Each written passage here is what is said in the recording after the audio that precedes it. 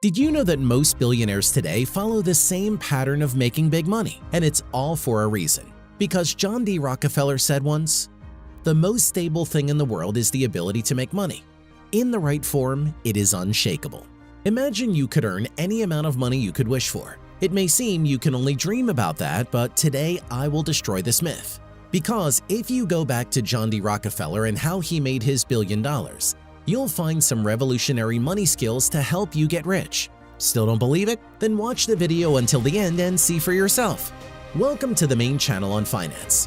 If you dream of getting rich, then subscribe right now.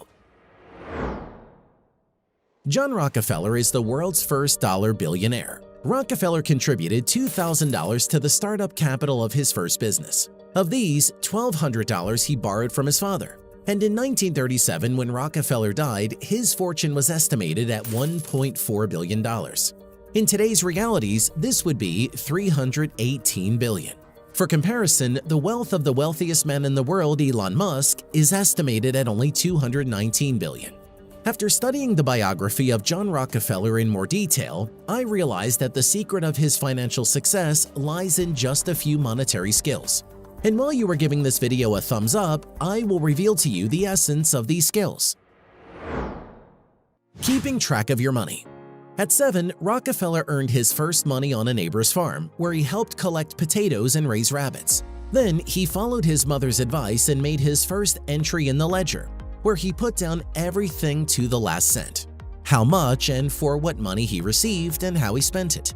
These analogs of the modern cash flow statement, one of the tools that are used to keep track of the business's finances. He held until his death, and John lived for 97 years. Rockefeller biographers like to mention that he grew up in a low-income family. Information on how much his father earned was not found. What we know for sure is that the father of the future billionaire was a traveling salesman, and he traveled a lot around the country. And while the head of the family was absent, Rockefeller's mother had to save money. Hence, she developed the habit of counting every cent, which she instilled in her children. Since childhood, John saw how keeping track of money helps to multiply it. His parents wanted him to go to university, but Rockefeller chose a commercial college and accounting courses. And when, after studying, he got a job as an assistant accountant, his love for numbers was quickly noticed and appreciated by his superiors. None of Rockefeller's colleagues liked to tinker with completed periods and projects, and his eyes would always shine when he got such tasks. Rockefeller's starting salary was $17 per month. From the second month, it was already $25, and a year later, he became a manager with a salary of $800 a year. It is important to emphasize how strongly John was committed to financial literacy, and it was his monetary knowledge that became the foundation for his future wealth.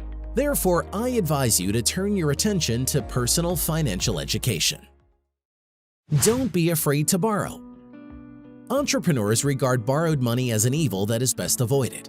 Rockefeller's example shows they don't have to. If Rockefeller hadn't taken the amount missing to enter the business from his father, most likely he would have worked for all his life for hire. Borrowed funds were a constant companion of Rockefeller's business. He preferred to sell shares to the next investor even when he had enough of his own funds. He also invested his own money but also kept it as a reserve.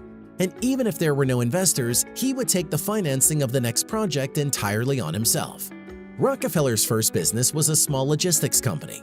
In the first year, Rockefeller took on orders for $500,000. Money to support them soon became scarce. Already owing a lot of money to his father, who gave not just a loan, but at 10% per annum, Rockefeller borrowed the missing amounts wherever he could.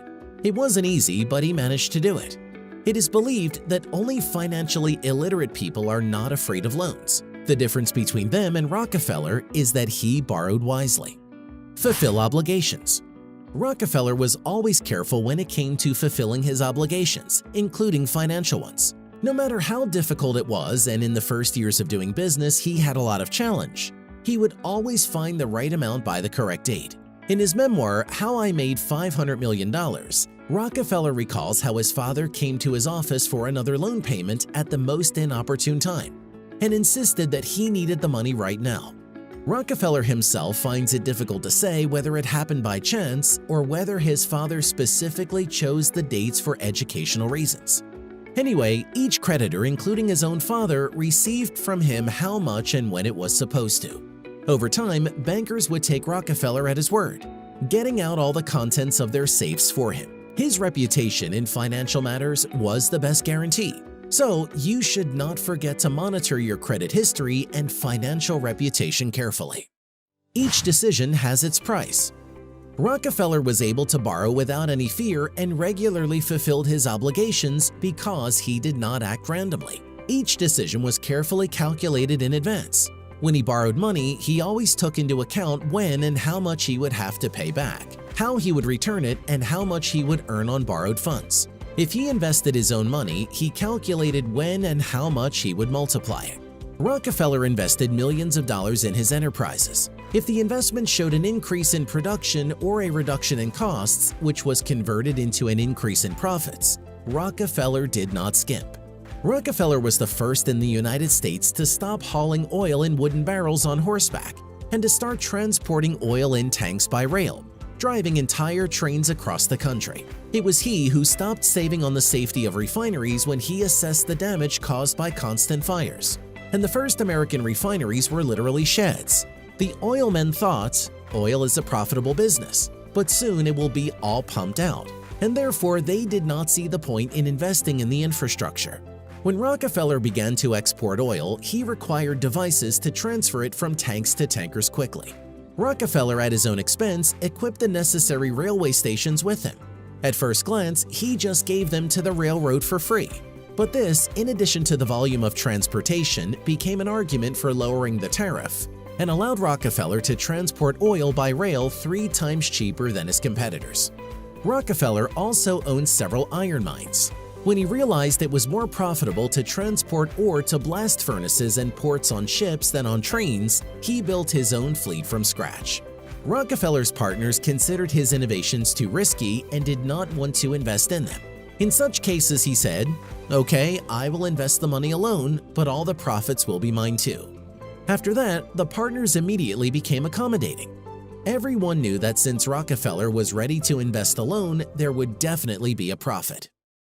The concept of wealth. There are truths in the world of finance that have long gone gold and are guaranteed to make a lot of people rich. That's exactly what John Rockefeller's money skills are about. Their simplicity and accessibility may scare away most of you, but those who find the strength in themselves and can properly manage those will achieve their personal financial goals in no time. It's the main channel on finance. Subscribe and get rich.